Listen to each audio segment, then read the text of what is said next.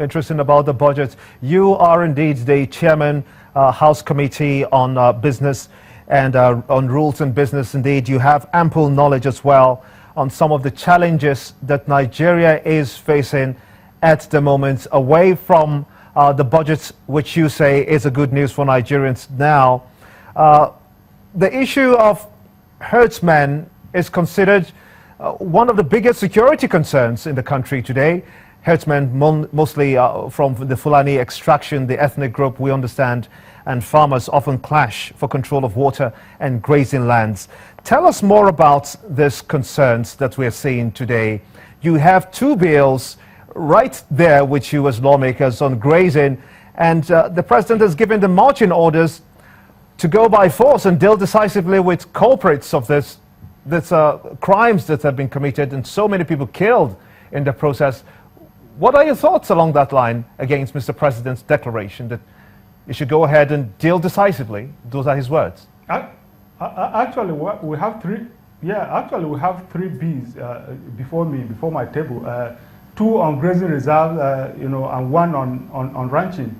Honorable Karimi is a gentleman from Kogi. He has a B on ranching. Honorable Sadiq Ibrahim from Adamawa, he also has a B on ranching. And then Honorable Dixon Taki, who is my brother from Benue State, has a B on ranching. I mean, Sadiq is on grazing reserve. So two Bs on grazing reserve and one on ranching. And to answer your question, the security concern in this country is much. Let's face it, the Global Terrorism Index has said that the Fulani herdsmen are the fourth most deadly militia group in the world. I mean, that puts it in perspective.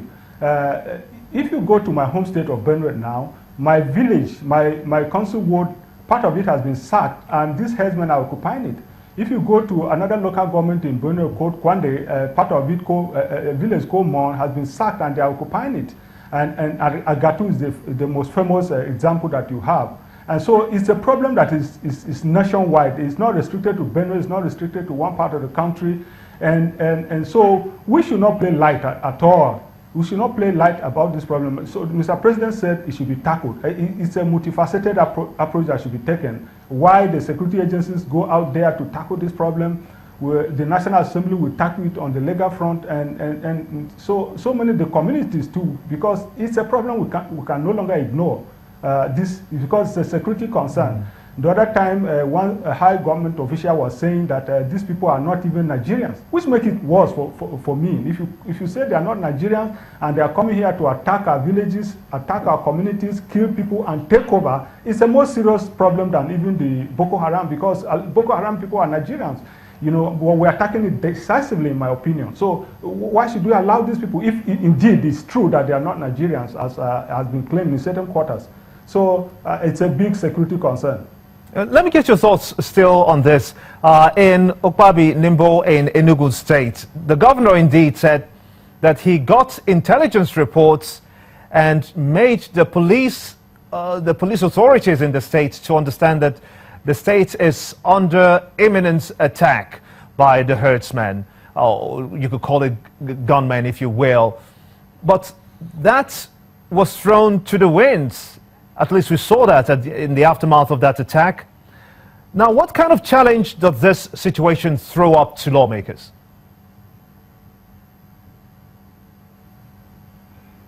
Well, like I said, it looks to me like perhaps until now, the security concern posed by the Fulani herdsmen was grossly underrated by the security agencies across the country.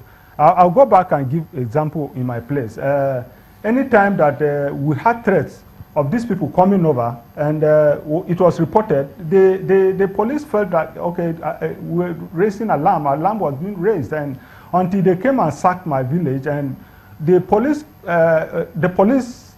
DPO in my place, along with some other policemen, wanted to go and take a look at the scene, and they came under attack and nearly escaped with their lives. So what should be done? Until now that the president has given the directive, even though it's coming late in the day, in my opinion, because this should have happened earlier than now, but at least it has come.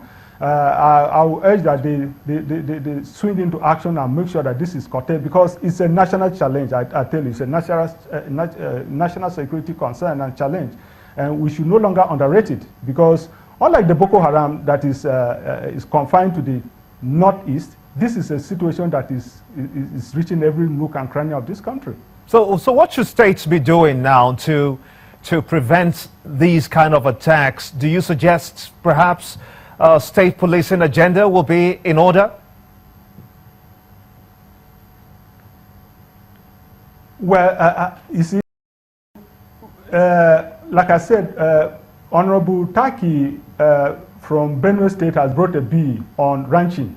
Now, if you take a look at the newspapers, you take a look at what is happening on the social media, it is clear that this is the popular view of Nigerians, that we should resort to ranching, get these people confined to ranches, these cattle confined to ranches. Otherwise, as long as they continue to go around, we'll continue to have this problem, because when we had grazing reserve concept way back about 50, 60 years back, Nigeria's population was less than 50. Now we are talking about 170. So where is the land? The land is shrinking because of desertification in the northern part of the country, and because of population explosion. So where would the land be?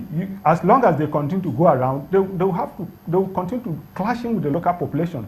So it is critically important that we find a way of confining these cattle, so that even for their own interest, it's not just for the interest of the local farmers, it's for the interest of the cattle rearers, because I don't think they want to perpetually be fighting in order to rear their cattle. So Honorable Emmanuel, it's important that we confine them. A lot of states are saying they don't have the land to give out. You know, so where would that be? Honorable Emmanuel, let me ask you a direct question. Do you support state policing?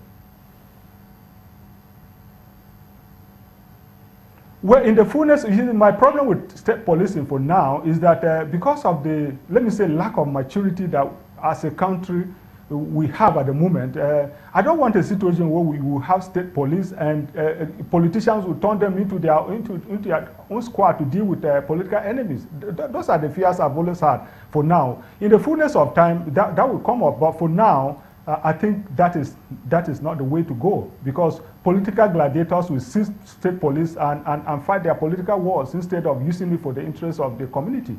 That is the fear I've always had about state policing. The Chairman, House Committee on Rules and Business, Emmanuel Orker-Jev, many thanks indeed for talking to us on State of the Nation. And when State of the Nation returns, the budget creates a leeway for investments. We're still looking at that topic. We'll be speaking to a financial analyst, Robert Omotunde. He joins us in just a moment. Stay with us.